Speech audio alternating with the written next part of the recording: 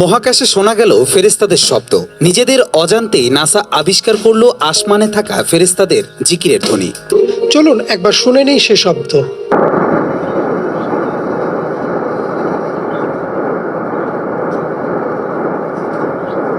এগুলো সবকিছুই প্রথম আকাশের অন্তর্ভুক্ত। এরপরে আছে দ্বিতীয় আসমান, তারপর তৃতীয়, তারপর চতুর্থ, এরকম করতে করতে সাত আসমান। এগুলো প্রথম আসমানের অংশ, প্রথম আসমানের সামান্য একটু অংশ মাত্র। এভাবে সাত আসমান এবং প্রত্যেক আসমানের মাঝখানে ডিস্টেন্স হচ্ছে 500 বছরের পথ। সাত আসমানের উপরে আছে কুরসি, ওয়াসিআ কুরসিয়ুহুস সামাওয়াতি ওয়াল আরদ। আল্লাহ পাকের কুরসি এই সাত আসমানকে ঘিরে আছে। সুবহানাল্লাহিল আযীম। এর উপরে আছে মহাসাগর, একটা সাগর। এগুলো বিশ্বাস করবেন এখন বললে, কালকে নাসা গবেষণা করে বের করলে বিশ্বাস করবে। কথা বুঝতে পারছেন না? এগুলো মোটেই বিশ্বাস করবে না মানুষ এখন। কিন্তু কাল যদি বলে যে অমুক একটা উপগ্রহ পাঠিয়েছিলাম, সে ছবি তুলে পাঠিয়েছে, মহাসাগর আছে, হ্যাঁ, তখন বিশ্বাস করবে, হ্যাঁ আছে। প্রাণের অস্তিত্ব খুঁজে বেড়াচ্ছে মহাকাশে। আল্লাহ পাক আগেই বলেছেন অসংখ্য প্রাণ আছে মহাবিশ্বে, কিন্তু কোরআন বিশ্বাস করবে না। এভাবে ঘুরতে ঘুরতে যখন জান্নাতের দেখা পাবে, পাবে না, যদি পায় আর কি, তখন মানুষকে বলবে একটা গ্রহের সন্ধান পেয়েছি, গ্রহের মধ্যে হুর পড়িয়ে আছে, যাদের ওড়না দিয়ে এমন সুগন্ধ বের হয়, যার ওড়নার কোনা যদি পৃথিবীতে নামিয়ে দেওয়া হতো, তাহলে সারা পৃথিবী সুগন্ধে ভরে যেত। তখন মানুষ বিশ্বাস করবে, হ্যাঁ আছে। যদি ওরা বলে জাহান্নাম বলতে কিছু আছে, যেখানে আযাব দেওয়া হয়, শাস্তি দেওয়া হয়, 19 জন বড় বড় ফেরেশতা আছেন, তখন এই বিশ্ববাসী বিশ্বাস করবে, হ্যাঁ আছে।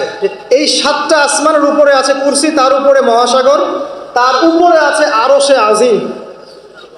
যে আরশে আজিমের 8টা খুঁটি আছে। কয়টা খুঁটি? 8টা খুঁটি ধরে আছেন মাত্র 8 জন ফেরেশতা। সূরা হাক্কার মধ্যে এটা আছে। কোন সূরা? হাক্কা। এই 8 জন ফেরেশতা এটাকে বহন করে কিয়ামতের দিন নিয়ে আসবেন। সুবহানাল্লাহ। তাদের শক্তি চিন্তা করেন। আর একজন ফেরেশতার ফুৎকারে এই যে দেখছেন গ্যালাক্সির পর গ্যালাক্সি হাবিজাবি সব ধ্বংস হয়ে যাবে। একজন ফেরেশতার ফুৎকারের মাধ্যমে ধ্বংস হবে। এরপরেও আল্লাহ বলছেন আফালা তুমিনুন আফালা ইউমিনুন, এরপরেও কি তোমরা ঈমান আনবে না? আওয়ালাম ইয়ারাল্লাযীনা কাফারু, কাফেররা কি লক্ষ্য করে দেখে না? আন্নাস সামাওয়াতি ওয়াল আরদা কানাতা রাতকান, এই 7টা আকাশ, মহাবিশ্ব এবং পৃথিবী একটা কেন্দ্রের মধ্যে ছিল, বিন্দুর মধ্যে ছিল। ফাফাতাকনাহুমা, আমি এটাকে বিভক্ত করে দিলাম, আমি বিভক্ত করে দিলাম। আল্লাহ বলছেন ফাফাতাকনাহুমা ওয়াজআলনা মিনাল মাই কুল্লা শাইইন হাই, এবং প্রত্যেক জীবন্ত প্রাণকে সৃষ্টি করলাম পানি দিয়ে। আমাদের কোষের মধ্যে সাইটোপ্লাজমে পানির পরিমাণ কত কত পার্সেন্ট? নিউক্লিয়াসের মধ্যে পানির পরিমাণ কত পার্সেন্ট? বেশিরভাগই পানি। পড়াশোনা করেন, পানি দিয়ে তৈরি করে 70 to 80%। আফালা ইউমিনুন, এরপরে আল্লাহ বলছেন তবুও কি তারা বিশ্বাস করবে না? তো ওই আরশে আজিম ধরে আছেন 8 জন ফেরেশতা। তারপর আরশে আজিমের উপরে আল্লাহ রাব্বুল আলামিন। তো আল্লাহ রাব্বুল আলামিন এই যে প্রথম মহাবিশ্ব দেখছেন, এর ঊর্ধ্বে অবস্থান করছেন। তার মানে এখানে যে সময় চলছে, অতীত, এখানকার অতীত, এখানকার ভবিষ্যৎ, এখানকার বর্তমান, আল্লাহ পাক এই 3 কালের ঊর্ধ্বে অবস্থান করছেন।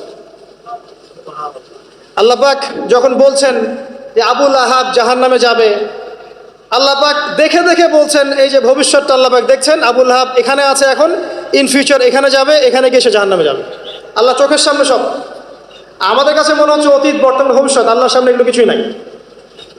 ওই যে নক্ষত্রের কথা বলা হচ্ছে, এটা অতীতকালের ছবি, কত বছর আগের ছবি, এত বিলিয়ন বছর আগের ছবি। মানে আপনি আমি আকাশে যা দেখি এগুলো পাস্ট টেন্স, অতীতকাল। এটা সূর্য আপনি দেখছেন এখন, এটা 8 মিনিট 20 সেকেন্ড আগের সূর্য। ওদের থিওরি মতে আর আলো আসতে যে সময়টুকু লাগে, এই সময়টুকু চলে যাচ্ছে আপনার। আলো আসতে কতটুকু সময় লাগে পৃথিবীতে? 8 মিনিট 19 সেকেন্ডের মতো। তার মানে আপনি যে সূর্যটা দেখছেন, এটা আসলে 8 মিনিট 19 সেকেন্ড আগের সূর্য। তার মানে আমরা যা দেখছি আকাশে সব পাস্ট টেন্স, অতীতকাল। তাহলে যদি সূর্য থেকে পৃথিবীকে দেখা যায়, তাহলে ওরা পৃথিবীর অতীতকাল দেখবে। কথা কি বুঝতে পারছেন? আল্লাহ পাক এগুলো সবের ঊর্ধ্বে। এই আলোর চেয়ে প্রচণ্ড গতিতে, আলোর বেগের চেয়ে যদি অনেক অনেক অসীম গতিতে কেউ যদি ছুটতে পারে মহাকাশে, তাহলে সে এই সব কালের ঊর্ধ্বে চলে যাবে। স্টিফেন হকিংসেরও তো সূত্র আছে এরকম। এটাই নবী সাল্লাল্লাহু আলাইহি ওয়াসাল্লামের মেরাজের সাথে মিলে যায়। তিনি গিয়েছেন, ফিরে এসেছেন, এসে দেখেছেন অজুর পানি গড়িয়ে পড়ছে টাইমের ঊর্ধ্বে। সবই বৈজ্ঞানিক, আসলে প্রমাণ করতে পারে না। তখন বলবে যে ধর্ম, মৌলবাদ, অন্ধবিশ্বাস ইত্যাদি ইত্যাদি।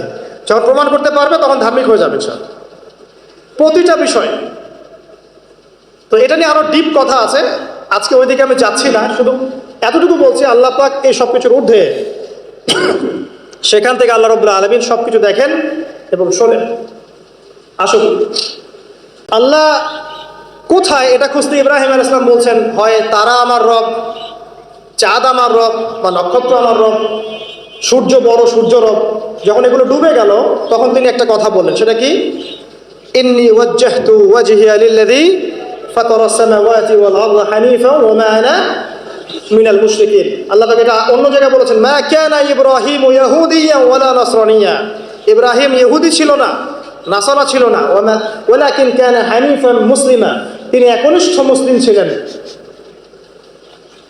ওয়া মা কানা মিনাল মুশরিকিন, তিনি মুশরিকদের অন্তর্ভুক্ত ছিলেন না। হুয়া সাম্মাকুমুল মুসলিমিন, তিনি তোমাদের নাম দিয়েছেন মুসলিম। তো একইভাবে নবী সাল্লাল্লাহু আলাইহি ওয়াসাল্লামকে দেখেন, তিনিও কিন্তু সমাজের অরাজকতা দেখে হেরা গুহে চলে গেলেন, সেখানে আল্লাহকে ডাকতে লাগলেন, ধ্যান করতে লাগলেন। এক পর্যায়ে ওহী তার কাছে আসলো। দুজনের দেখেন কত মিল পাওয়া যাচ্ছে। এরপর যখন ইব্রাহিম আলাইহিস সালামকে সমাজ থেকে তাড়িয়ে দেওয়া হলো, নবী সাল্লাল্লাহু আলাইহি ওয়াসাল্লামকেও সমাজ থেকে কি করা হলো?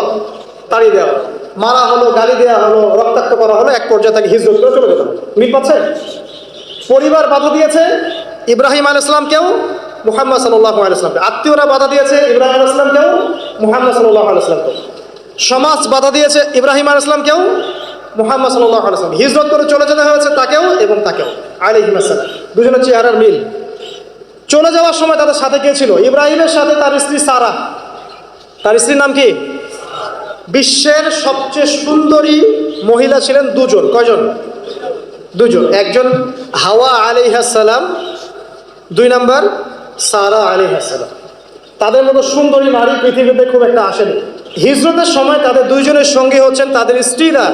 দেখেন, শুরু থেকে নবী সাল্লাল্লাহু আলাইহি ওয়াসাল্লামের পাশে ছিলেন তার স্ত্রী খাদিজা রাদিয়াল্লাহু আনহা, এবং ইব্রাহিম আলাইহিস সালামের পাশে তার স্ত্রী সারা আলাইহিস সালাম। আর খাদিজা রাদিয়াল্লাহু আনহা অমদান সম্পর্কে তিনি বলছেন যে আমার কথা যখন কেউ শুনতো না, তখন খাদিজা আমার উপর ঈমান এনেছিল। অতএব তোমরা তাকে নিয়ে ভালো মন্দ বলো না।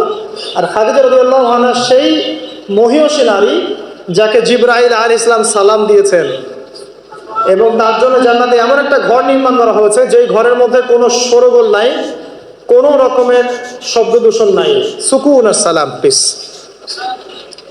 আমাদের মা বোনদেরকে আল্লাহ পাক খাদিজা রাদিয়াল্লাহু আনহার মতো বানিয়ে দিন, আমিন। এবার হিজরত তাকেও করতে হলো। তিনি করলেন মদিনায় সাল্লাল্লাহু আলাইহি ওয়াসাল্লাম। আর ইব্রাহিম আলাইহিস সালাম কোথায় করলেন? না, প্রথমে দিনে কোথায়? যাওয়ার আগে একটা ঘটনা ঘটেছে, তারপর একটা ঘটনা। যাওয়ার আগে ঘটনা কি? সমাজের লোকজন মূর্তি পূজা করছে। সূরা আম্বিয়ার মধ্যে আছে, আমি শর্ট করছি নাহলে সময় বেশি লাগবে।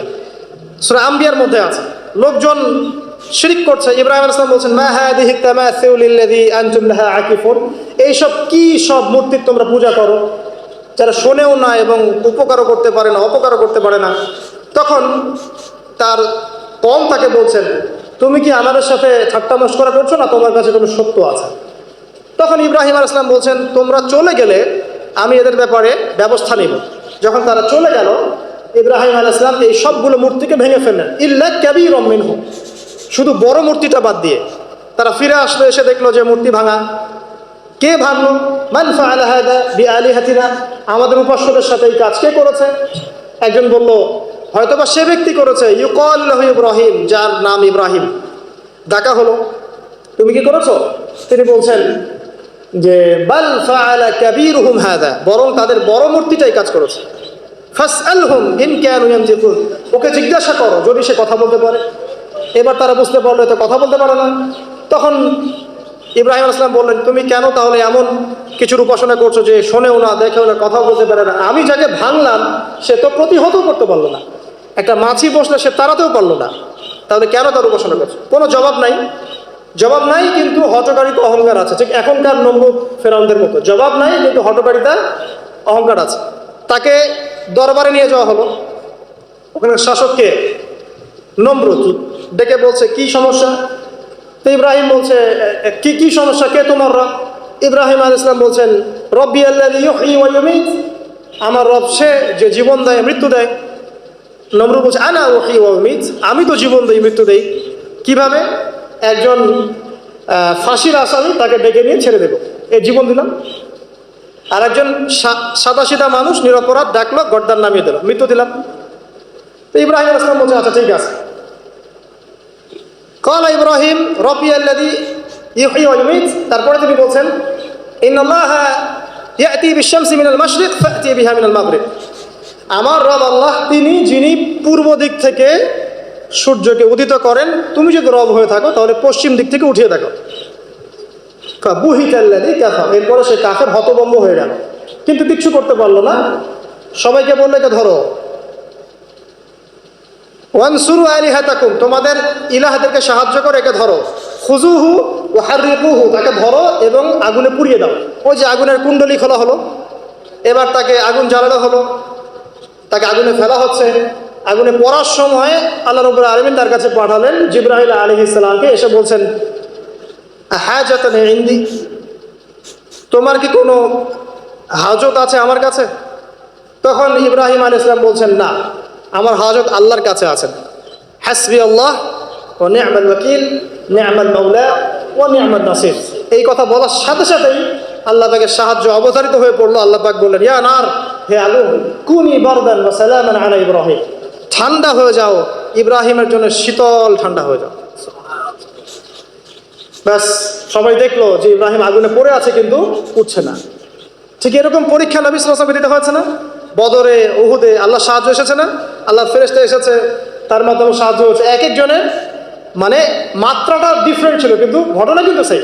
আমরা যদি কোনো বিষয়ে টেনশনে পড়ি, উদ্বিগ্ন হই, তাহলে একটাই কাজ করবেন, নামাজে দাঁড়াবেন।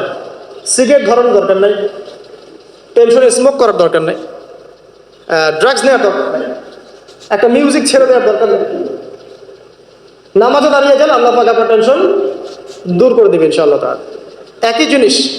এরপরে হাজরা আলাইহিস সালামকে ইব্রাহিম আলাইহিস সালাম বিয়ে করে নেন, প্যালেস্টাইনে চলে যান। এখন সন্তান হচ্ছে না, শেষ বয়সে গিয়ে ইব্রাহিম আলাইহিস সালাম বলছেন ইন্নী যাহিবুন ইলা রাব্বি সায়াহদিন, আমি চললাম আমার রবের দিকে, আমার রব আমাকে পথ দেখাবে। রব্বি হাবলি মিনাস সলিহিন, হে আমার রব আমাকে সলিহিন সন্তান দিন, মানে উত্তম নেককার সন্তান দিন। রব্বি হাবলি মিনাস সলিহিন ফাবাশশারনাহু বিগুলামিন হালিম, আল্লাহ বলেন এরপর আমি তাকে একজন সহনশীল সন্তানের সুসংবাদ দিলাম। এরপর এই সন্তান যখন বড় হলো, ফালাম্মা বালাগা মাআহু সা'য়া, যখন সে দৌড়ানো শিখলো, ক্বালা ইয়া বুনাই, ইব্রাহিম আলাইহিস সালাম বললেন হে আমার সন্তান, ইন্নী আরা ফিল মানামি আন্নী আসবাহুক, আমি স্বপ্নে দেখেছি আমি তোমাকে জবাই করছি। ফানজুর মাযা তারা, তোমার কি রায় আমাকে বলো। এই বাচ্চার বয়স কত হবে? 10 বা 12। তখন ইসমাঈল আলাইহিস সালাম বলছেন ইয়া আবাতি, হে আমার বাবা, ইফআল মা তুমার, আল্লাহ পাক আপনাকে যা আদেশ করেছেন সেটা আপনি করুন।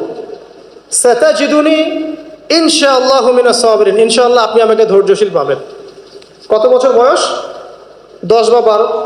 আর আমাদের এই জেনারেশনের 10-12 বাদ দেন, 20-30 বছরের মানুষকে জিজ্ঞাসা করেন এরকম কোনো চেতনা আছে কিনা আদৌ আল্লাহর হুকুমের সামনে মাথা নত করার। আল্লাহ পাক হুকুম করেছেন, মাথা নত। জীবন দেয়া তো অনেক বড় বিষয়, আল্লাহর জন্য জীবন উৎসর্গ করা তো বিশাল ব্যাপার, সবচেয়ে চূড়ান্ত লেভেল। নামাজ পড়ে কিনা জিজ্ঞাসা করে, হারাম অ্যাফেয়ার ছাড়তে পারছে কিনা জিজ্ঞাসা করে, মিউজিক ছাড়তে পারছে কিনা জিজ্ঞাসা করে, বাদ্যযন্ত্র ছাড়তে পারছে কিনা জিজ্ঞাসা করেন। আল্লাহর জন্য সুদ ছাড়তে পারে কিনা জিজ্ঞাসা করে। আল্লাহর জন্য যার যার সম্পত্তি ওকে দিয়ে দিতে পারে কিনা জিজ্ঞাসা করে। সদকা করার মানসিকতা, আল্লাহর জন্য একটা মসজিদ করতে পারে কিনা, একটা মাদ্রাসা করতে পারে কিনা। জীবন দেয়া অনেক বড় বিষয়। যারা ছোট ছোট কুরবানি করতে পারে না, এরা বড় কুরবানি করতে পারবে এটা ভাবা যায় না, এত সহজ না। যারা ছোট ছোট কুরবানি করতে পারে না, যে 5 টাকা দান করার মানসিকতা রাখে না, তার কাছে আপনি 5 লাখ টাকা চাচ্ছেন, সম্ভব? ইল্লা মাশাআল্লাহ। তো এই বাচ্চার বয়স 12 বছর, বলছেন ইয়া আবাতি, হে আমার বাবা, ইফআল মা তুমার, আল্লাহ পাক যা আদেশ করেছেন করেন, আমাকে ধৈর্যশীল পাবেন। এরপরে ফালাম্মা আসলামা ওয়া তাল্লাহু লিল জাবিন, যখন তার উভয় আত্মসমর্পণ করলেন এবং বাবা ছেলেকে পাশ করে শুইয়ে দিলেন জবাই করার মতো করে। ওয়ানাদাহু ইয়া ইব্রাহিম, আল্লাহ বলছেন আমি ইব্রাহিমকে ডাকলাম, হে ইব্রাহিম কদ সাদ্দাকতা রুইয়া, তুমি তোমার স্বপ্নকে সত্যি করেছো। কদ সাদ্দাকতা রুইয়া ইন্না হাদা লাহুয়াল বালাউল মুবিন, এটা ছিল একটা স্পষ্ট পরীক্ষা। ওয়া ফাদাইনাহু বিযিবহিন আযীম, এই জায়গায় আমি একটা মহান কুরবানি উৎসর্গ করলাম, সন্তান কুরবানি দেওয়া লাগবে।